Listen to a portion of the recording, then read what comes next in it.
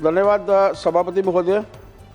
सबसे पहले तो मैं आपका धन्यवाद करना चाहता हूं। मेरा पहला क्वेश्चन, मेडन स्पीच के बाद कह सकते हैं, प्रधानमंत्री जी का भी और कोऑपरेटिव मिनिस्टर साहब का भी, कि जिनके प्रयासों से कोऑपरेटिव को बढ़ावा मिला है और आज हम लोग सोच सकते हैं कि एक्सपोर्ट इंपोर्ट भी कोऑपरेटिव्स को लेकर किया जा सकता है। सभापति महोदय, आपके माध्यम से माननीय मंत्री जी से मैं ये जानना चाहता हूं कि देश में कृषि उत्पादों को बढ़ावा देने के लिए बहुत सी अलग अलग एजेंसीज जो हैं वो काम कर रही हैं, अलग अलग डिपार्टमेंट्स जो हैं वो काम कर रहे हैं।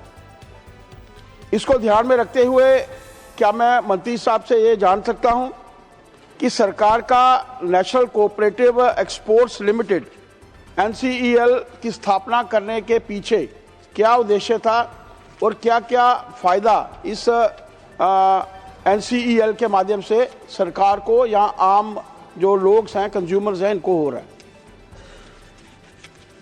Honourable minister. माननीय सभापति महोदय, मैं आपके माध्यम से सदन को बताना चाहूँगा कि सदस्य ने जो सवाल पूछा है कि इसका NCEL के स्थापना का उद्देश्य क्या है। माननीय सभापति महोदय, देश की सहकारी समितियाँ कृषि से संबंधित डेयरी, फिशरी, जैविक उत्पाद ऐसे लगभग सभी क्षेत्रों में अपना महत्वपूर्ण कार्य कर रही है। जैसे कि उदाहरण तौर पर अगर हम देखते हैं तो फर्टिलाइज़र के उत्पादन में देश में आज 30% उत्पादन सहकारी समितियां कर रही है। चीनी उत्पादन में करीब 30% और दूध के व्यापार में भी लगभग 18% का योगदान सहकारी समितियों का है। इनमें कई उत्पादों की दुनिया के अनेक देशों में मांग है और उसके बावजूद हम अगर देखते तो लेकिन पूरे देश के स्तर पर इस क्षेत्र में कार्य करने के लिए कोई मल्टी स्टेट कोऑपरेटिव सोसाइटी ना होने की वजह से हम इस मांग को पूरी नहीं कर पाए। कोई अम्ब्रेला ऑर्गेनाइजेशन ही नहीं है जिसके माध्यम से हम पूरे कोऑपरेटिव को एक साथ करके कोई एक्सपोर्ट के लिए कोई सुविधा यहाँ पे दे सकते हैं।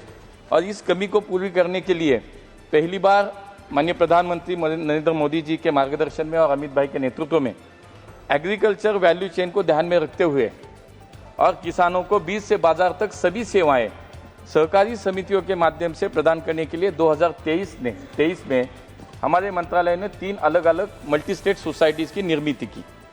उसमें गुणवत्ता वाले बीजों के प्रसार और प्रचार के लिए BBSSL किया, ऑर्गेनिक खेती को बढ़ावा देने के लिए NCOL किया और जिस NCEL की हम बात कर रहे हैं, किसानों के उत्पाद को निर्यात में सपोर्ट करने के लिए NCEL की स्थापना की।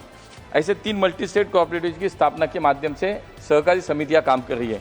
आज NCEL वाणिज्य और उद्योग मंत्रालय के अपेडा और कृषि मंत्रालय की कई एजेंसियों के साथ समन्वय करके कुल 40 कृषि उत्पादों को निर्यात का काम आज कर रही है।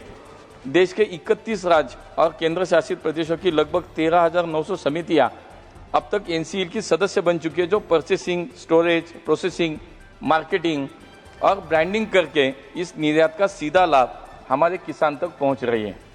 NCEL के माध्यम से माननीय सभापति महोदय, किसानों को उनके उत्पाद को खरीद करके अच्छा उनको उसका मुआवजा देने के बाद पहले तो वो किसानों को उनके उत्पाद के अच्छे पैसे भी मिलते, बाद में जब NCEL के माध्यम से जब निर्यात होता है, एक्सपोर्ट होता है, उसके बाद जो मुनाफा होता है उसका भी सीधा डिविडेंड कोऑपरेटिव सोसाइटी के माध्यम से किसानों को मिलता है।